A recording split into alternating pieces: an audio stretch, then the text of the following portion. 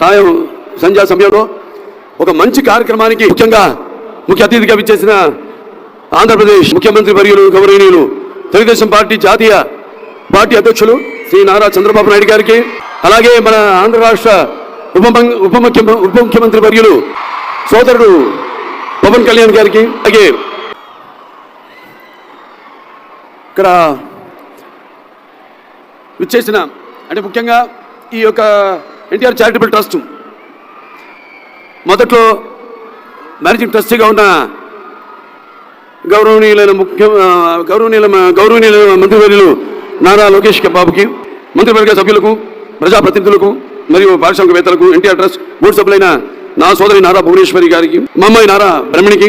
శ్రీ రాజేంద్ర కుమార్ గారికి మరియు వేదికను అలంకరించిన పెద్దలకు, వైద్యులకు, పాత్రికేయ మిత్రులకు మరియు తలసేమియా బాధిత పిల్లల కోసం ఎన్టీఆర్ ట్రస్ట్ ఆధ్వర్యంలో నిర్వహిస్తున్న